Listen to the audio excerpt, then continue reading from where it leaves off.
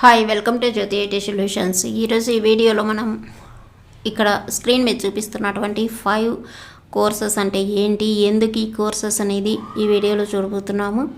ఈ కోర్సెస్లో మెయిన్గా నేను వచ్చేసి ఫస్ట్ ఉండేటటువంటి డేటా సైన్స్ గురించి, డేటా సైన్స్ అంటే ఏంటి, దాని ప్రీ రిక్వైజిట్స్ అంటే ఏముంటాయి, అలాగే రోల్స్ ఎలా ఉంటాయి, జాబ్స్ ఎలా ఉంటాయి, ఇలాంటి విషయాల గురించి మనం తెలుసుకుందాం. ఇవన్నీ కూడా కొత్తగా వస్తున్నటువంటి కోర్సెస్. మనకు డెవాప్స్లో అలాగే క్లౌడ్ ఎలా ఉందో ఇప్పుడు మనకు ఫ్యూచర్లో వచ్చేసి ఈ 5 కోర్సెస్ మీదనే మనకు జాబ్స్ అంటూ ఎక్కువగా వస్తూ ఉంటాయి. ఇప్పుడు ఆల్రెడీ మనం సైబర్ సెక్యూరిటీ తీసుకున్నట్లయితే ఇండియాలోనే 8 lakhs వేకెన్సీస్ అయితే ఉన్నాయి, public and private, IT sectors. ఈ 3 సెక్టార్స్లోనూ చాలా డిమాండింగ్గా ఉంది సైబర్ సెక్యూరిటీ అనేది. ఈ కోర్సుల గురించి పెద్దగా ఎవరికి తెలియట్లేదు. మనం యాడ్స్లో చూస్తూ ఉంటాము, డేటా సైన్స్, ఆర్టిఫిషియల్ ఇంటెలిజెన్స్ అని, లేకపోతే ఏఐ అనేసి, లేకపోతే మిషన్ లెర్నింగ్ని ఎంఎల్ అనేసి, సైబర్ సెక్యూరిటీ, అలాగే బ్లాక్ చైన్, ఇంకొకటి కూడా ఉంది, అది ఐఓటీ అనేది మనకు ఏడబ్ల్యూఎస్లో వస్తుంది. బ్లాక్ చైన్ కూడా ఏడబ్ల్యూఎస్లో ఉంటుంది. ఇవి ఏంటి అనేది మనం ఒక్కొక్క వీడియోలో ఒక్కొక్క టూల్ గురించి, ఒక్కొక్క కోర్స్ గురించి తెలుసుకుందాము. ఈ వీడియోలో డేటా సైన్స్ గురించి తెలుసుకుందాం. ఈ డేటా సైన్స్ అనేది ఏంటి, అసలు డేటా సైన్స్ ఏ కోర్స్ ఎందుకు వచ్చింది, దీనికి ప్రీ రిక్వైజిట్స్ ఏంటి, దీని రోల్స్ ఎలా ఉంటాయి అనేటటువంటివన్నీ కూడా ఇక్కడ చూద్దాము. దీని జాబ్స్ అలాగే శాలరీస్ ఎలా ఉంటాయి, ఇలాంటివన్నీ ఈ వీడియోలో మనం లైట్గా తెలుసుకుందాము. డీప్గా కావాలంటే మీరు కామెంట్లో పెట్టండి, నేను నెక్స్ట్ వీడియోలో డీప్గా ఎక్స్ప్లెయిన్ చేస్తాను దీని ఇంట్రొడక్షన్ కోసం.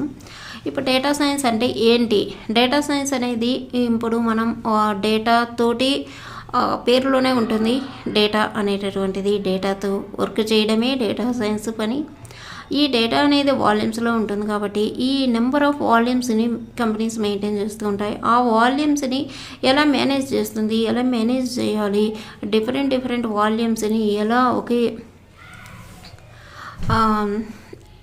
ఒక ఇన్ఫర్మేషన్ని ఎలా తెచ్చుకోవాలి డిఫరెంట్ వాల్యూమ్స్లో నుంచి, ఇలాంటివన్నీ కూడా డేటా సైన్స్లోకి వస్తాయి.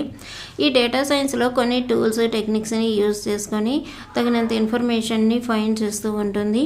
ఈ డేటా సైన్స్లో అంటే మనకు డెవాప్స్ అనేది ఒక పేరు మాత్రమే, అందులో నెంబర్ ఆఫ్ టూల్స్ ఉంటాయి మనకు తెలుసు. అలాగే ఈ డేటా సైన్స్ కూడా నెంబర్ ఆఫ్ టూల్స్ని యూజ్ చేసుకొని వర్క్ అవుతుంది. అలాగే డెవాప్స్లో మనం ఒక టూల్ని యూజ్ చేసుకొని జాబ్ తీసుకోవచ్చు, కానీ డేటా సైన్స్ అలా కాదు. డేటా సైన్స్ అనేది చాలా కష్టమైన కోర్సు. ఇప్పుడు వచ్చేసి 2nd పొజిషన్లో ఉంది. యూఎస్లో లాస్ట్ ఇయర్ నుంచి డేటా సైన్స్ని యూజ్ చేస్తూ ఉన్నారు. ఈ డేటా సైన్స్ కొంచెం కాంప్లెక్స్గానే ఉంటుంది. ఈ డేటా సైన్స్లో వచ్చేసి మెయిన్గా మిషన్ లెర్నింగ్ని యూజ్ చేస్తూ ఉంటారు. నేను ఇక్కడ 3rd వన్ చూపించినాను, మిషన్ లెర్నింగ్ అనేటటువంటిది. ఈ మిషన్ లెర్నింగ్ ప్లస్ స్టాటిస్టిక్స్ మనకు తెలిసి ఉండాలి, బేసిక్ నాలెడ్జ్ ఉంటే సరిపోతుంది. స్టాటిస్టిక్స్ అనేది మిషన్ లెర్నింగ్, మోడలింగ్స్ ఇవన్నీ కూడా మిషన్ లెర్నింగ్లోనే వస్తాయి. మిషన్ లెర్నింగ్ని డేటా సైన్స్ అనేది యూజ్ చేస్తుంది. ఇప్పుడు దీనికి ప్రీ రిక్వైజిట్స్ ఏమి కావాలి అని అంటే, ఫస్ట్ వన్ మిషన్ లెర్నింగ్ తెలిసి ఉండాలి. తర్వాత మోడలింగ్ అనేటటువంటిది తెలిసి ఉండాలి. మోడలింగ్ కూడా మిషన్ లెర్నింగ్లో ఒక పార్ట్. మిషన్ లెర్నింగ్ నేర్చుకునే వాళ్ళకి మోడలింగ్ అనేటటువంటిది తెలుస్తుంది. అలాగే స్టాటిస్టిక్స్ బేసిక్ నాలెడ్జ్ ఉండాలి. ప్రోగ్రామింగ్ నాలెడ్జ్ కూడా ఉండాలి. డేటాబేస్ నాలెడ్జ్ ఉండాలి. ఈ ప్రోగ్రామింగ్ నాలెడ్జ్లో వచ్చేసి మెయిన్గా పైథాన్, పైథాన్ 2 యూజ్ చేస్తారు. ఈ పైథాన్ ఏంటంటే, పైథాన్ మనం నార్మల్గా చెప్పుకొని ఉన్నాము మన ఛానల్లో. ఈ పైథాన్ జనరల్ ప్రోగ్రామింగ్ లాంగ్వేజ్ అది.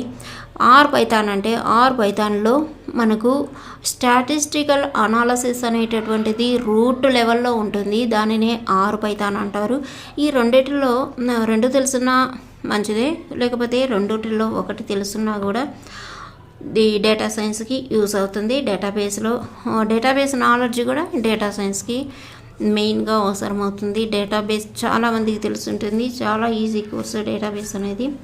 ఆ డేటాబేస్ కూడా దీనికి అవసరమవుతుంది. అంటే మిషన్ లెర్నింగ్ వచ్చి ఉండాలి, మిషన్ లెర్నింగ్లో ఉండే మోడలింగ్స్ వచ్చి ఉండాలి, స్టాటిస్టిక్స్ నాలెడ్జ్ ఉండాలి, పైథాన్ నాలెడ్జ్ ఉండాలి, డేటాబేస్ నాలెడ్జ్. ఇవన్నీ ఈ 5 ప్రీ రిక్వైజర్స్ అనేటటువంటివి డేటా సైన్స్కి అవసరమవుతాయి. ఇంకా రోల్స్ వచ్చినట్లయితే డేటా సైన్స్లో రోల్స్ ఎలా ఉంటాయి, మనం చెప్పుకుంటాం డేటాబేస్ ఇంజనీర్స్ అని, క్లౌడ్ ఇంజనీర్స్ అని, లేకపోతే AWS ఆర్కిటెక్ట్ అని, ఇలా డిఫరెంట్ రోల్స్ ఉంటాయి కదా.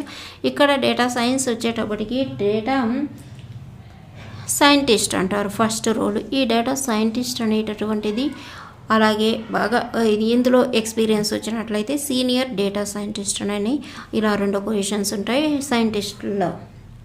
ఈ డేటా సైంటిస్ట్లో వచ్చేసి మనకు టాప్ లెవెల్ రోల్ ఇది. డేటా సైన్స్ మొత్తం వచ్చి ఉండాలి, ఫుల్ కోర్స్ అనేది నేర్చుకొని ఉండాలి. ఈ ఫుల్ కోర్స్ కూడా మనకు చాలా తక్కువగా ఉన్నాయి ఇండియాలో అయితే. నేర్పించేటటువంటి ఇన్స్టిట్యూషన్స్, ట్రైనింగ్ సెంటర్స్ కానీ చాలా తక్కువ ఉన్నాయి ఇండియాలో. మెయిన్ సిటీస్లో మాత్రమే ఉన్నాయి ఇవి. బెంగళూరు, హైదరాబాద్, ఢిల్లీ అండ్ పూణే, ముంబై వీటిలో మాత్రమే ఉన్నాయి. నాకు తెలిసి చెన్నై అలాగే కలకత్తా వీటిలో ఎక్కడ కూడా ఉన్నట్లు లేదు. తర్వాత వచ్చేసి ఈ డేటా సైంటిస్ట్కి మెయిన్గా ఏం తెలిసి ఉండాలి, మెయిన్గా ఏం వర్క్ చేస్తారు ఈ రోల్ తోటి అంటే సాస్లో వర్క్ చేస్తారు, అలాగే పైథాన్ తోటి వర్క్ చేస్తారు. తర్వాత మ్యాథమెటికల్ స్కిల్స్ ఉండాలి ఈ డేటా సైంటిస్ట్కి, స్టాటిస్టికల్ స్కిల్స్ ఉండాలి, హుడూప్ నాలెడ్జ్ ఉండాలి, SQL నాలెడ్జ్ ఉండాలి, మిషన్ లెర్నింగ్ నాలెడ్జ్ ఉండాలి. ఇవన్నీ కూడా డేటా సైంటిస్ట్కి అవసరమవుతాయి. ఈ తర్వాత డేటా సైన్స్ అనేది ఆ రోల్కి మనకు కోర్సులాగా వస్తుంది. ఇంకా సెకండ్ రోల్ వచ్చేసి డేటా అనలిస్ట్. ఈ డేటా అనలిస్ట్లో డేటా సైంటిస్ట్కి బిజినెస్ అనలిస్ట్ మీరు వినే ఉంటారు. బిజినెస్ అనలిస్ట్ అనేటటువంటిది ఈ డేటా సైంటిస్ట్కి బిజినెస్ అనలిస్ట్కి మధ్యలో ఉండే గ్యాప్లో వచ్చేసి డేటా అనలిస్ట్ అనేటటువంటి వాడు వస్తాడు. ఈ డేటా అనలిస్ట్ కూడా మనం ఆల్రెడీ చెప్పుకున్నటువంటి డేటా సైంటిస్ట్కి ఏ రోల్స్ ఉంటాయో, ఏమేమి తెలిసి ఉండాలో అవన్నీ కూడా mathematical skills, statistical skills, machine learning, Hadoop, SQL, Python programming language ఇవన్నీ కూడా తెలిసి ఉండాలి. ఇవి 2 మెయిన్ రోల్స్.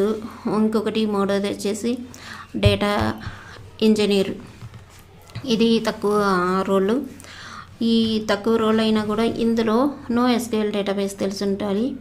NoSQL డేటాబేస్లో మనకు మ్యాంగో DB, కాసంద్రా DB ఇలాంటివన్నీ వస్తాయి. అలాగే ప్రోగ్రామింగ్లోకి వచ్చేటప్పటికి డేటా ఇంజనీర్కి, డేటా సైంటిస్ట్, డేటా అనలిస్ట్కి డిఫరెన్స్ ఏంటంటే డేటా అనలిస్ట్, డేటా సైంటిస్ట్లోకి పైథాన్ ప్రోగ్రామింగ్ నాలెడ్జ్ వచ్చింటే డేటా ఇంజనీర్కి జావా నాలెడ్జ్, స్కేలా నాలెడ్జ్ అనేది ఉండాలి ప్రోగ్రామింగ్ నాలెడ్జ్లో. అలాగే ఫ్రేమ్వర్క్లో వచ్చేసి అపాచీ, హుడూప్ కానీ తెలిసి ఉన్నట్లయితే డేటా ఇంజనీర్ రోల్కి మనం నేర్చుకోవడానికి ఈజీగా ఉంటుంది. ఇవి మెయిన్గా ఉండేటటువంటి 3 రోల్స్. ఇక డేటా సైన్స్ వచ్చేసి ఏ టూల్స్ని యూజ్ చేస్తుంది అంటే మెయిన్గా ఆల్రెడీ చెప్పినటువంటి టూల్స్లోనే యూజ్ చేసుకుంటూ ఉంటుంది. డేటా అనాలసిస్లోకి డేటాని అనాలసిస్ చేయడానికి సాస్, జుపిటర్, ఆర్ స్టూడియో అనేటటువంటిది ఇవన్నీ కూడా డేటాకి సంబంధించినవే.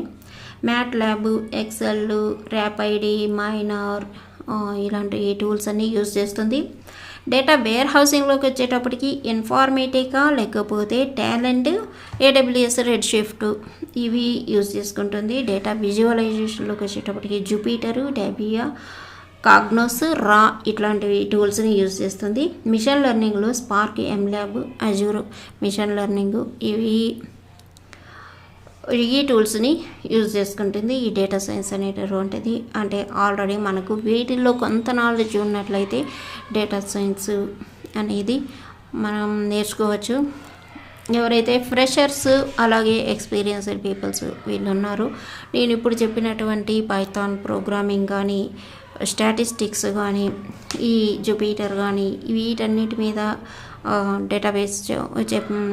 డేటాబేస్లో SQL చెప్పాను, మ్యాంగో DB, NoSQL డేటాబేస్ కానీ వీటిల్లో ఉండేటటువంటి ఎక్స్పీరియన్స్డ్ పీపుల్స్ కూడా మంచి ఇంటెలిజెంట్ అయితేనే డేటా సైన్స్ అనేది నేర్చుకోగలరు. డేటా సైన్స్ అనేది కాంప్లెక్స్ కోర్, అది అంత ఈజీ కోర్స్ ఏం కాదు, కాంప్లెక్స్ కోర్సేను.